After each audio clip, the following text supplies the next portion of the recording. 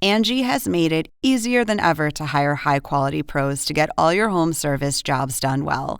Just bring them your project online or with the Angie app, answer a few questions, and Angie will connect you with local pros who match your specific needs. Or book a service instantly at an upfront price. So join the millions of homeowners who use Angie to care for their homes and get your next home service job done well. Download the free Angie mobile app today or visit Angie.com. That's ANGI.com. This Friday, your favorite emotions are back on the big screen in Disney and Pixar's Inside Out 2. It's time to greet your Team Riley! It's anger! Let me at him! Fear! Safety checklist is complete! Disgust! Ew, ew! Sadness is in the house! Oh, no. Hello, I'm anxiety. I'm one of Riley's new emotions. Disney and Pixar's Inside Out 2. There's a part 2? We're going! Rated PG. Parental guidance suggested. Only in theaters Friday. Get tickets now. The reason why the door was kicked down, and I have pictures of it, she put hot glue in our lock while our property was still in that room. This is the plaintiff, Danielle Scott. She says she rented a room in the defendant's house. And when things were good, they were very good. But when things were bad, they were terrible. The woman would do spiteful things when she'd get upset, like shutting off the electricity for days and cutting the gas so she couldn't cook for her daughter. She also threw out her food and then kicked her out onto the street with no notice. Some people. She's suing for $1,838.88, the amount she's owed.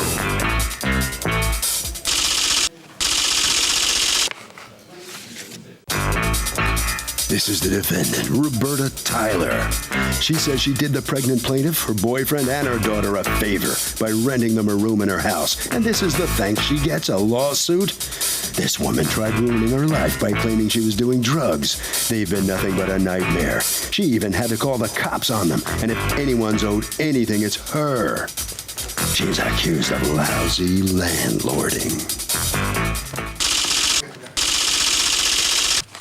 The defendant has filed a countersuit for $1,745, the amount she's owed in rent and damages.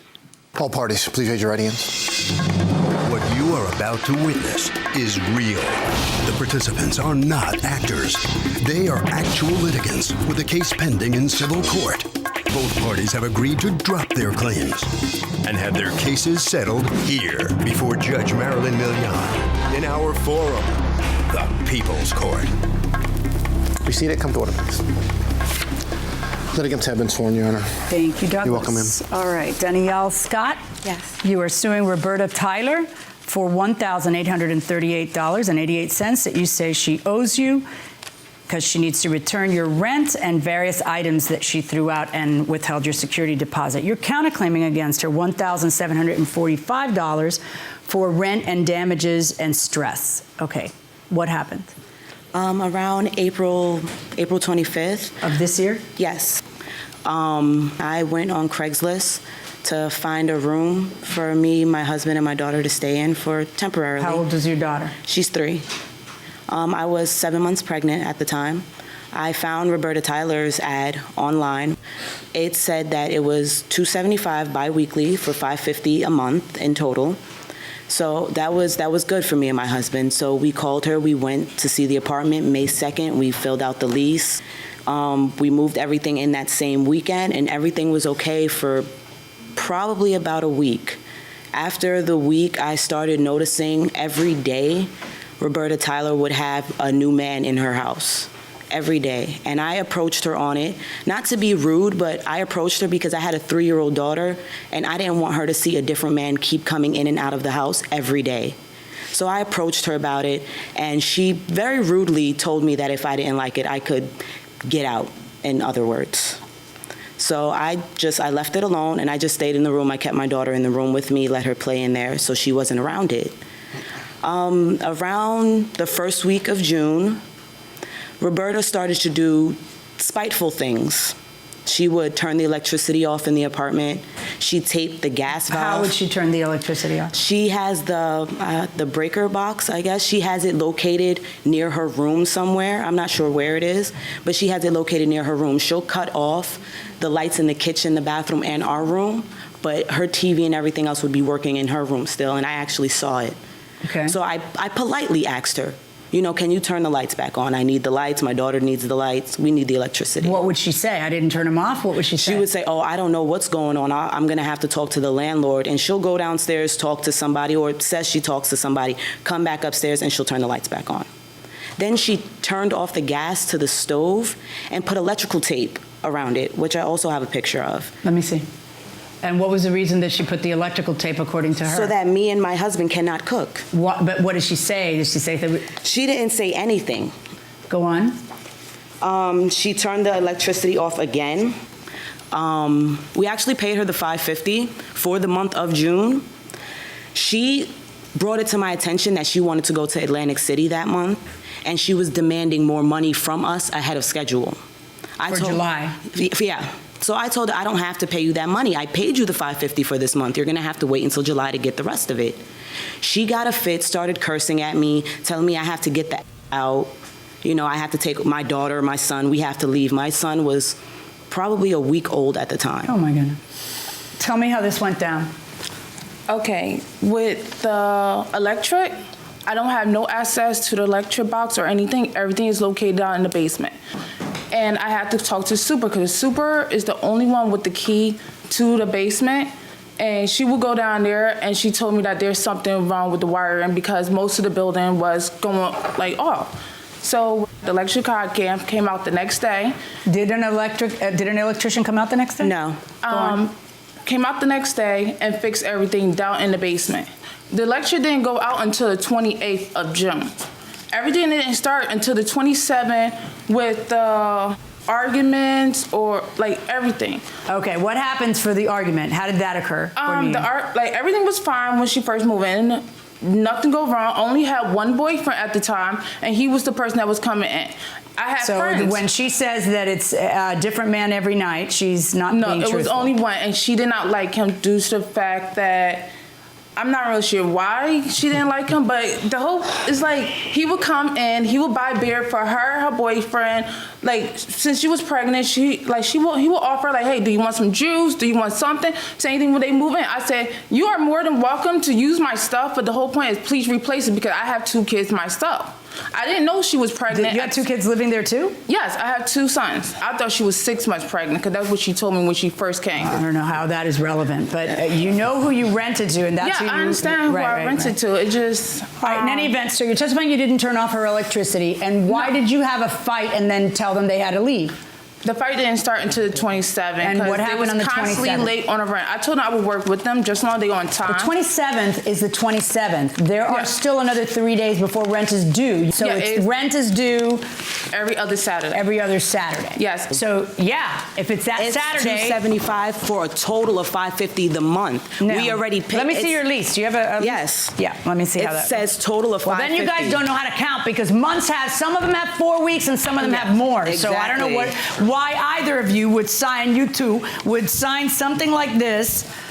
This says bi-weekly, and it's a week-to-week, not a month-to-month. So no, it's due every Saturday. But I don't care. So you guys have this argument. You feel it's your way. She feels it's her way. Then what? Because the fact that she was always late with rent, me and her boyfriend agreed we have to do a rent. In the lease it state that written notice 14 days. He felt that 14 days wasn't necessary. He asked for 5 days, in which me and him both signed for 5 days. Who signed this lease? She did or he did? He did. Stand on up, will you? Why are you seated and leaving her to fight this whole thing? What's your name? Jeremiah. Okay. Jeremiah, what's your last name? Spooner. Okay. So, Mr. Spooner, you're the one who signs it on both of your behalves? Yes. Okay. And he does change it to 5 days. Yes. So what do? You give him 5 days notice? Yes, and on the 30th. They left? No. They were still in the apartment. Until when? They were in the apartment till when? Until the 1st. And that's when I gave him... 1st of what? Of July. Because he kicked the door in of the apartment. On what day? Not the apartment, of on the what room. Day? On the 1st. Did you call the police? Yes, I did call the police. Do you have a police report that's dated July 1st? The police told me that since they was renting the room, that is their property and stuff. There would not be no report. Did the police come? Yes, the police came. The police actually did arrive, but the reason why the door was kicked down, and I have pictures of it, she put hot glue in our lock while our property was still in that room. Okay, but was that on July 1st? No, that wasn't. When was that? When did you kick in the door? That was the 30th. I left. June. This is the hot glue inside of the lock to the door? Yes, she put the hot glue inside of the lock of the door. Okay. All right. Now, you give the 5-day notice. Yes. You get out, according to you guys, you get out on the 30th. You're not there on the 1st. No. But I know that your stuff still was there on the 1st. Why did you leave all that stuff behind? I told Roberta, we're coming back for the beds because we couldn't take the beds. I said, we're coming out. So then the answer is you didn't clear by the 30th. Yes. So when did you come back for the beds? The 1st. Okay, so you come back on the 1st for the beds, and what happened? She said that she's not allowing us in the apartment. According to you, how long did they leave the stuff there? Technically, the cops came on the 30th. Yeah, the cops came on the 30th for what? To tell me that I cannot remove them from the apartment and that I need to go downtown to go get this paper right here. Give me that paper. You've got to give them 5 days notice from the date of the paper. That's the idea behind the paper, is that you can't say, you got to get out the 2nd. Kindly consider this letter as a written notice to vacate the rental apartment located at blah, blah, blah, blah. The notice period shall begin from today's date, June 27th. So they don't have to leave the 30th because they have, if it's June 27th, they have 28, 29, 30, July 1st and July 2nd. Mm-hmm. Yes. Right. So they can leave July 2nd. So this whole, the 30th, the 1st is out the window. Go ahead. Well, Your Honor, we didn't have complete access to the apartment. I tried to get into the apartment, in which the front door was locked. Changed. Right. And I heard her on the other side, but she didn't answer the door. And this was on July 1st? It was the day after. July 2nd? Yes. When did you change the lock? I changed the lock on the 30th, but I also not true. changed it back on the 1st because the cops told me that I have to give them access. And that's why I did. Okay. And he says he tried to get in there on the 2nd to get the rest of the stuff They out. never came back on the 2nd because I was home all day. Also... Did you didn't send her a text saying, where are you? I know you're in there. Nothing? Nobody did that? My things are there. Why would I even have to call? So that I could have a paper trail. Because according to you, you got rid of the stuff when? August the 14th. Because Prove to me you got rid of it August the 14th. I can't because everything is with my diapers worker because she decided to call diapers on me when she moved out. She called diapers on the 1st. Oh, it gets richer. She called the Children and Family Services Department on you after she moved out to say what? State that I was doing drugs, I was, the house is a mess, and some other stuff. Did you call DIFAS on her? Yes. Why? Because, and I have pictures to prove it, she couldn't feed her kids. I was feeding her kids for the whole 2 months that I was there because she was not working. She can say she was, but she was not working. She was, I don't know how to say that, prostituting from outside of her, I didn't want to say it like that. She was prostituting from inside of her room. One of the guys, her friends, whatever, walked out of the room and asked me if I was pay to play too. And I said, what are you talking about? He said, oh, I figured you were her friend, and walked off. Welcome back to the People's Court, Army 11 here. So, if you found out that a woman who had kids was a prostitute and doing that inside the house, would you call child services? No questions asked, absolutely. Yeah. And you wouldn't have any qualms about getting involved in somebody else's business? No, because over and above all, it's the child's safety that really matters. Fair point. What do you think, ma'am? I think I would definitely call the police and, because she shouldn't be, doing that, yes. Suppose it's a really good friend of yours, and then you find out she's doing it. Still call?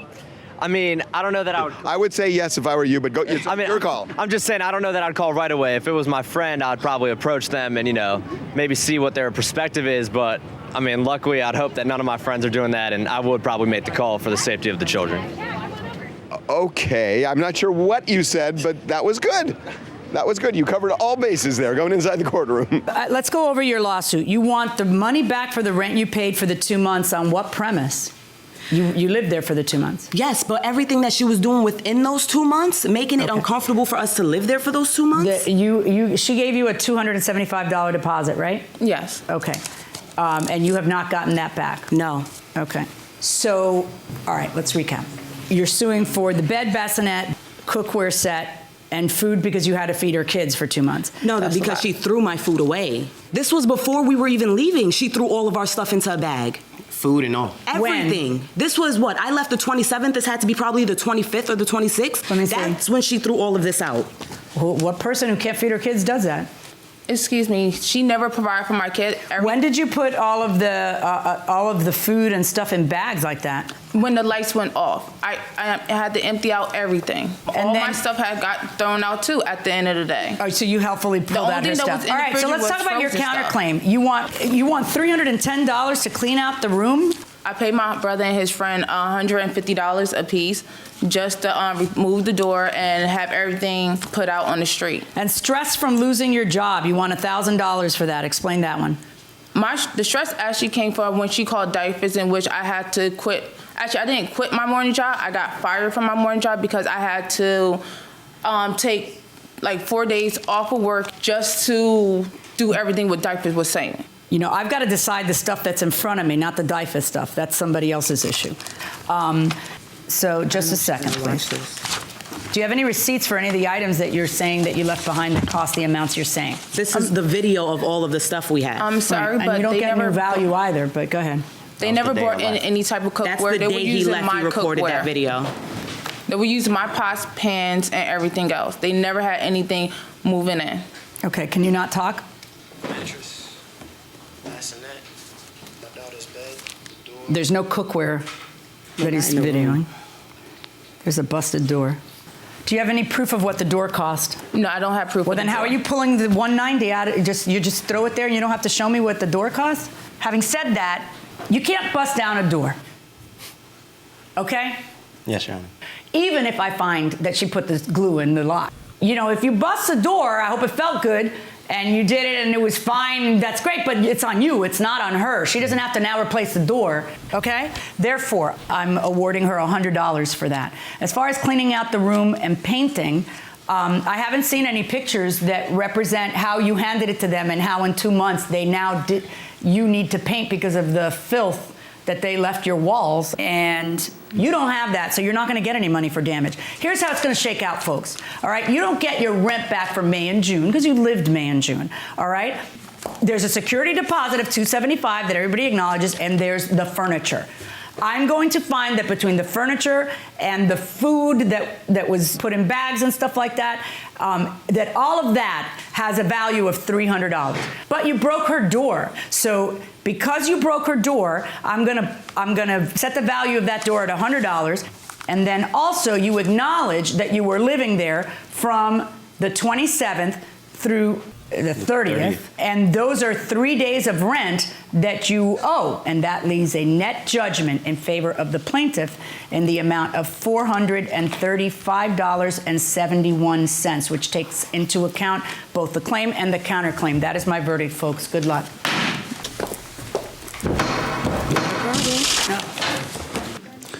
All right, so the plaintiff collects on the offset. What's your opinion on this? Come closer. Sorry, I felt like the plaintiff was over-exaggerated with my one boyfriend, and the whole situation was over the top, way over the top. Well, what do you have to say about it?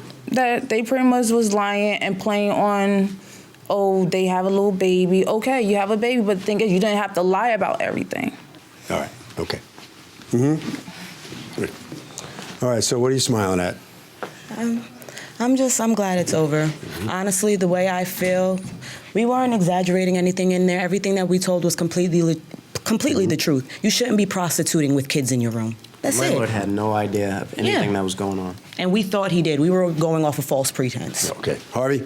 Okay, look, this is good advice for anybody who's in like a war with a landlord or with somebody you're living with in an apartment. Sit down with a person calmly and either figure out how to end the war or figure out some exit strategy. Letting it simmer is never the solution. That will do it for this case. Litigants for the next case on the way into the courtroom right now. Angie has made it easier than ever to hire high-quality pros to get all your home service jobs done well.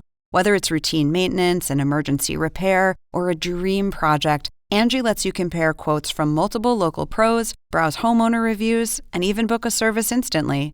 Angie's been connecting people with skilled pros for nearly 30 years. So the next time you have a home project, bring it to Angie to get your job done well. Download the free Angie mobile app today or visit Angie.com. That's ANGI.com. This is the plaintiff, Tatiana Ferguson. She says she got a tattoo from the defendant, and the guy had a heavy hand. He applied too much pressure on her skin, and the tattoo looks terrible.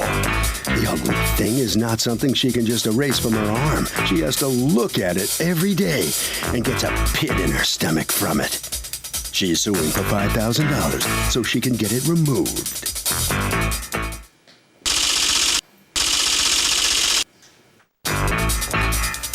This is the defendant, Miguel.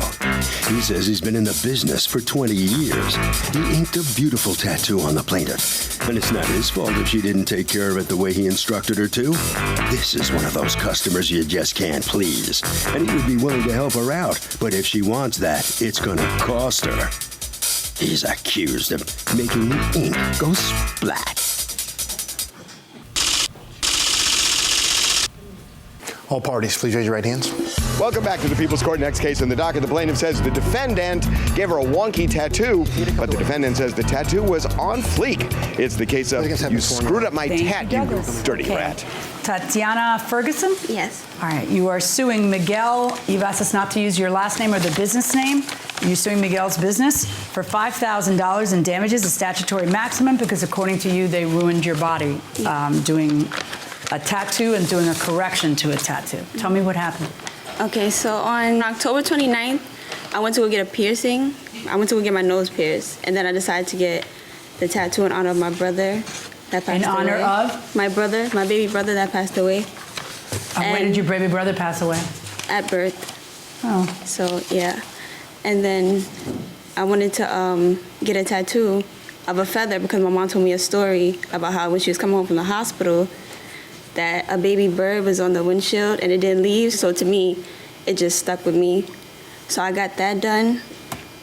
And like at first it just looked like a bruise. I'm like, okay, it's healing. After a while, it started like getting dark. And then I figured that what was getting dark? Like around the tattoo. The skin around it? Yeah. Okay, you like actually have pictures at the time. Yeah. Do you have the pictures here? Yes. Is that what's on the monitor? Yes. This is actually the same night I got it. And when is this? This is like a few months ago. Well, that's before you do the corrective work, right? Yes. It almost looks like a really big bruise around it. Yes. Did you ever go to a doctor? No. To see what the bruising was or to see what that was? How did you conclude whatever it was? What did you think it was? I just looked it up and it said that the ink had spread, and then I actually went to but does ink spreading look like that? If you overload it with ointment when you're healing the tattoo. Well, this is Nico. He's the actual tattooist that did the tattoo. Okay. Well, both of you are in the business. How long have you been in the business? I'm over 20 years. And how long have you been in the business? Well, I taught him how to tattoo. Right. How long have you been in the business? Going about 3 years. 3 years. All right. Now, when you're looking at this, because you've got the greater expertise, what do you think is going on there? Well, when I first looked at it, I was really amazed because, let's say this was 20 years ago, 30 years ago. In old times, we used to use Pelican ink. That's real ink from a pen onto your skin, and ink will travel into your body. Like an old sailor, he'll have a tattoo and you see the green around it. But we don't use that anymore. We use Starbright. The Starbright is a pigmentation. It's not ink as a pen ink. It's a dye. When I saw that, I said, it doesn't look right. And I said, well, this tattoo is October, and this is almost a year ago. She came in for the second time? It was a year later? Pretty much a year later. Is that accurate? Yeah. Okay. And in all that time, you didn't go to a doctor and you didn't come back to them? No, because I was working 2 jobs, so it was kind of. I know, but it's a year. It's 365 days. Yeah. But I'm just saying, like, who's the lady with you? This is my grandmother. Okay, and nobody was worried, saying, "Oh, you should get that looked at." What? I'm still not hearing your answer though. On what you think that is? Okay. You don't have an answer. No. Well, we recommend anybody when they get a tattoo glue. It's a formula they made for tattoos. For when you heal in the process, you could destroy a beautiful tattoo if you don't treat it correctly. When I saw this, I said, "Why you didn't come to me earlier?" You know, like If I saw this done in a week, I would have told her. What would you have told her? That's what That's what I'm trying to get. Okay, I would have told her whatever cream she's using because she didn't go with what we use. What cream were you using? Neosporin, and I asked them before I left, what should I use? What did you tell her to use? We only recommend tattoo goo. Okay. But normally, when you see something like this, a tattoo is cut the skin too much, and you get a blowout. What we call Meaning blowout. what? The ink spreads all through your whole body. Right. And it'll do a stain, almost like that. But if you look at a tattoo, the tattoo is properly put on. How would a tattoo that blew out look? Lines blur. Blur. As if you didn't do a straight line. Her feather to the tip is as pointed as possible, meaning there was no blowout. We have pictures here of the tattoo exactly when she got it. Let me see. I have 3 photos. The first photo is exactly a year ago. Okay. When she got it, and it looked perfectly The fine. second photo is when she came in the shop and showed me the black and blue looking. The third photo is what she picked to cover that up. Well, let's talk about that. You decide when you come in to cover it up, you come in to talk to him about it, to talk about your option. What do you come in for? Yeah, I came in to talk about my options. I said, what can you do for me about this? So I agreed to that, to cover it up. So I agreed to that. And then... But aren't you worried about what's happening to your body underneath that? Why don't you go see a doctor? You still haven't seen a doctor. You're here, you're seeing a judge and you haven't seen a doctor. Anyway, so what did you do? You end up putting this other feather and now you got what you got. So I want to take a look at the tattoo now that you guys did to cover it up. So... Well, not cover up the stain. Cover up the stain, I know. Which is still not covered up because it's still here. I don't even like it. What is this? This is the... Second feather. Second feather? Do you like it? Yeah, Why'd you pick it? Look, right here is still dark, right there. That's what I'm trying to say. No, I know. I'm just trying to figure out why. Did you ever go to another tattoo artist who says, oh, that's because it was done wrong, as opposed to that your body has reacted poorly to the tattoo? I actually spoke to 3 artists, and they didn't want to give me anything in writing, so I couldn't really. All right, so you end up doing this other tattoo, and at the time that you left, did you pay for that tattoo? Yeah. So did it look okay? It looked bad, and I kept asking him while he was doing this tattoo, like, can you add something over here, please? And he's like, that's gonna cost you an extra $70. And I'm like, why do I have to keep paying for your mistake? Yeah. Where she said she wanted another tattoo was above where there was no discoloration of the previous tattoo, which is what I told her. If you wanted a new tattoo, it would be different pricing. Did the new feather that you put there, it doesn't seem that it covered the whole thing, or did it? Did you take a picture that day? Yeah, I recorded it, and I asked her if she was satisfied, and she said, mm-hmm. Okay, who has tattoos here? I can tell you have tattoos. You have tattoos? Show me the worst tattoo and the one you regret the most, if you can. I really don't have the words, but I think that I got a Stewie on my leg, but I can't. You got a what? A Stewie. You know Stewie from Family? From Family Guy? That's not so bad. What about you? I probably would have to say just this one. I really like it, but I need what the hell is it? It's an angel. That's it. Worked on a little bit. Oh yeah, it is an angel. Yeah. Okay. I mean, the problem with that, it's like no. When you put it down. Yeah. When you put it down. It looks like an octopus. Yeah, it looks ridiculous. I know. Like when it's down like that. You know what I mean? Yeah. I would regret it if I were you. No, I don't regret it. I'm kidding. Going inside the courtroom. Can we put that up on the monitor, please? So as long as this is good for you, we're good, right? Mm-hmm. So as long as this is good for you, we're good, right? That's she signed a waiver.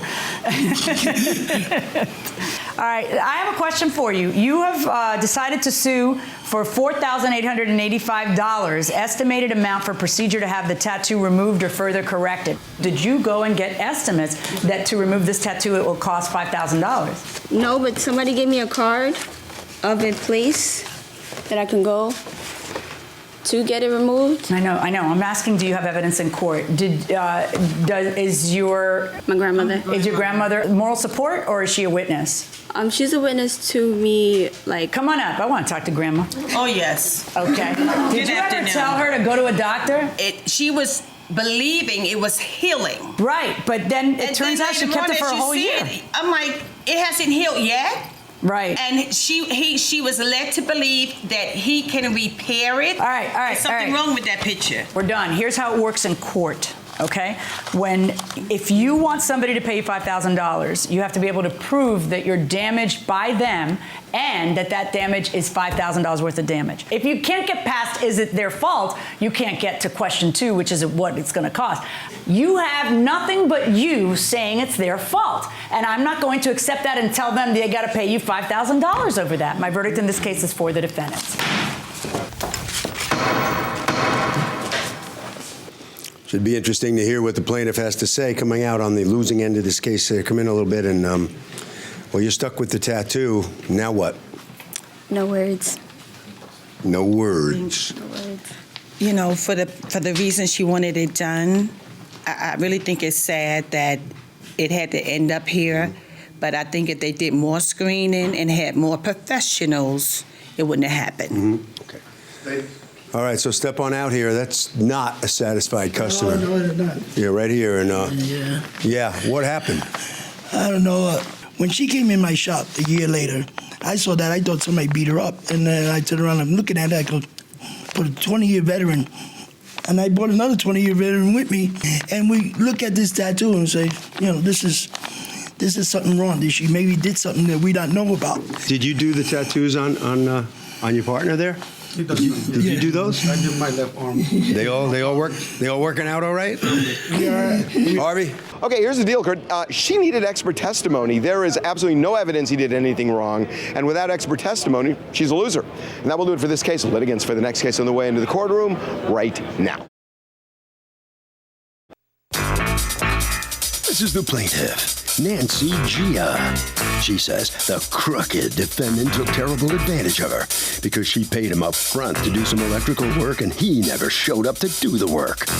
She's tired of the games he's playing with her, tired of his lame excuses, and is suing the snake in the grass electrician here and now for the return of her $2,347.65.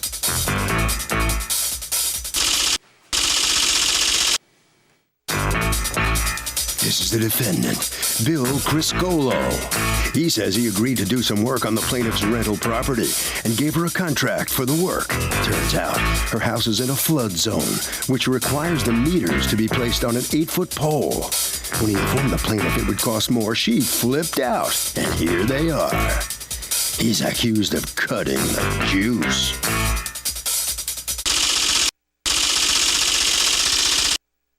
All parties, please raise your right hands. Welcome back to the People's Court. Next case on the docket, the plaintiff paid the defendant for electrical work, but the defendant was a no-show. The defendant says she flipped out over the price. It's the case of Go Fly a Kite. Okay, Ms. Gia, you are suing Mr. Criscolo's company, CRC Electric and CRC Generator Systems Plus, for a deposit that you gave him of $2,347.65 that you want returned to you. Tell me what happened. Yes, on August 16, 2014, I signed a contract with a plaintiff. You're the plaintiff, he's the defendant. You signed a contract with him to do some electrical work. What was the nature of the electrical work? I purchased a two-family house. I want to separate a meter.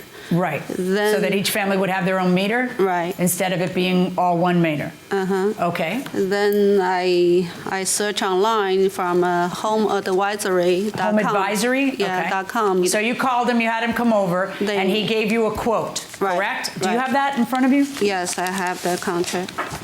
This is the contract. Okay. So you have this contract, and then what happens? Then I pay the down payment. As soon as I sign the contract, they charge on my credit card that day. Then he never heard anything back from him for about a week or 10 days. So you contact him, and what does he tell you? He said he needed some paperwork from the townhouse. It may be in the flood zone. And what, did your house turn out to be in a flood zone? It is. But so was I the don't town know what happened. The town was requiring extra stuff? She's in a flood zone, meaning that wherever the meter was going to go in, the water was going to be too high. So CLMP. What's CLMP? Connecticut Light and Power, the utility company. Okay. They said that the new meter system that was going in would have to be installed 8 to 10 feet off the ground. Which is not what you had originally priced. No. So he tells you it's going to cost more. And what do you say? I said, what's going on? Are you going to do the work or not? He said, no, you need to pay $1,600 more. Okay. I said, okay, if that's the case, I pay you $1,600 more. I'm testing him if you can finish it in a week. Because this has been a month over, like a couple months, 2-3 months already. Okay. So you present her with a second deal, which says, look, if I got to put this stuff up, it's going to cost you $1,600 more? I said yes. And did she sign that? She didn't sign. She said she agrees to the dollar amount. I said it's going to cost you around $1,600, $1,800 Do you have that in writing more. anywhere? Yes, I have it. I also have a text message, and I have it. Yeah, let me see the text message where she says yes, so long as you fit. Is it the way she said? Is there a dispute about that? That she said a week? No, she said if I can finish it in a week, and I said I can have it done in 3 days. Okay. But while this was going on and I scheduled to do the job, Mrs. Jai was already in the process of disputing her down payment with American Express. Really? Yes. How do you know? I got a letter on the 15th, I think, of the month, and we have the letter. Okay, I need to see when she sent you the text and when you got the letter from American Express so I can see how much time passed between those two. Okay. Were you telling him to come to the job and you were contesting the American Express charge? No. Yes. Okay. First of all, I have the text message he replied, and he admitted what time and what time he's gonna finish in a week. Okay, let me see that. I agreed the increase. Yeah. And then he just never in the between the first time until the second increase the price. But hold on. I see that you text him on December 9th. I'm responding to your emails. I guess where's the emails that she sent? I got, Yeah, fork it over. Actually, I got the whole thing. Well, you're giving me paper, though, and I don't know if some of it is... I'd like to see it in the phone so that I can... turn on my phone. I'll keep both of them to make sure they have the same stuff on it and nothing's been erased, but... It's all the email, all the text message email. Now, the first contract is from when? August? August of 2014. Jeez. That's the first And then it's 4 months before the issue comes up about added cost. He tells you November 5th, I applied for the permit. Meet me at your house Monday morning. We can go over everything. So you know what to say to your tenant. Now the meters have to have main breakers in them, and this is what we were trying to avoid. The cost is an additional $1,600 just for the meters. If you want to proceed further, I will order them now. Yes. I am seeing the text that you sent to him, and it's dated December 3rd. I'll pay the $1,600. Are you able to do it in a week? And you answer yes. And then what happens? You get a letter in the mail? Yes. December 11th. So between December 3rd and December 11th, a week has already passed. Why didn't the work happen between December 3rd and December 11th? My mother was diagnosed with cancer. Yeah. I'm sorry to hear that. Oh, she went in for emergency surgery, and I explained that to Mrs. Jai, and she totally understood. So it pushed that out for a week. During that time is when you get the letter saying she's trying to get her money back? Yes. And were you actually planning to be at her house? Like, did you actually have a date? I gave her a date to do it on the 22nd or the 23rd of December of the 14th. That's not a week later. Because she called me up and she wanted her money back to get another contractor to do it. And when I agreed for her to do that, here, I'll give you the material. And what were you going to do? You were going to give her the material and what else? Give her the material, that's it. And she was going to have another contract. And you were going to keep what? I was going to keep the money for the material and my time to go to the town hall. Right, which was how much? What was the down payment. The down payment you wanted to keep, and then she could just go find somebody else. And she agreed to that. And then she says, no, just come and do it. Where did she agree to that? Verbally on the phone that night. Oh, wow. Yeah. Watch this. Did you agree to that? Never. Yeah, that didn't go so well. And also the way they told me, they said, if you don't want to do work, we just dump the material in your yard. That's it. So how long do you have to wait after the deadline before you can call it quits with a contract? Well, I'd want to look at the contract, obviously, and if there's... Suppose you don't have a figure in there. I'd give him a couple weeks, and then if he's not responding, if he's not responding, time is of the essence. We're going to talk about that in a minute, going inside the courtroom. So what we have here is this. We have one contract, not two. Right. Because the second contract doesn't get signed, and you're trying to get your money back at that point because you're disgusted, right? And then there was a third contract, which was the, we'll call the angry contract. Didn't you send her an angry contract? I only sent her two contracts. The original one that she signed. Did you say that he sent you a third one? Yeah, the other one. Show me the one that adds another 14. And the attached for the original one, only original 2 pages, the next 2 pages should be the contract. And they set up the installing date don't even exist. They tell me February 30th or 31st, the date don't even on the calendar. We'll do it between February 26th and February 30th. I bet you will. There's only 29 days, right? No, just once every 4 years. All righty. So she didn't agree to the revised contract, no matter how many times it was sent. Right. Here's what we've got. Every contractor puts the following language into their contracts. Note, any additional changes to the above scope of work or equipment by dwelling owner, you, or by the town official, a change order has a meaning. And a change order means that he's reserving the right to charge you more if it turns out that work can't be completed because the town won't let you. They're making you do it differently. And it's not your fault. I agree with you. You shouldn't have to give back all the money.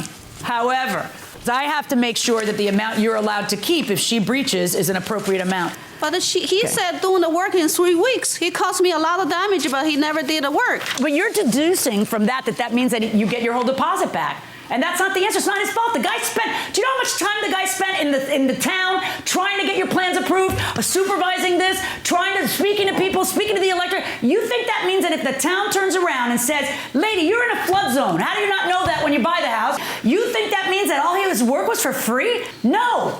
To be honest with you, you kind of should know if you're in a flood zone when you buy a house. Buy a place. Don't talk anymore. I am trying to do some math, and the math is really sloping this way the more I get interrupted in doing it. I'm going to order you to return a portion of the deposit. I find that you're entitled to keep $2,000 for the time that you put into this and the permitting process, the meetings with the town, and for your lost profits for her not proceeding. That's my verdict. Good luck, folks. So the defendant gets to keep $2,000 of this money, and what's your reaction to the outcome here? I think this is a misjudgment. It's not right. He did some work. He bought some equipment. He did supposed to finish the work in 3 weeks. He never done. And now it's a whole year. He never did the work. He kept 2,000. I cooperated on everything. Now I lost 2,000 for somebody acting like a mom. This is a misjudgment. Not a happy customer of yours there. Not a happy customer. And normally, I make all my customers happy. Well, what happened here? Very hard to deal with, and my time is of value, like the judge said. I did a lot of litigation work for her at the town hall. She just wasn't easy to please with scheduling. And I was a little too wise. Harvey? Okay, this gentleman just said time is of the essence. Those happen to be magic words. Put those words in the contract if time matters. It will do wonders.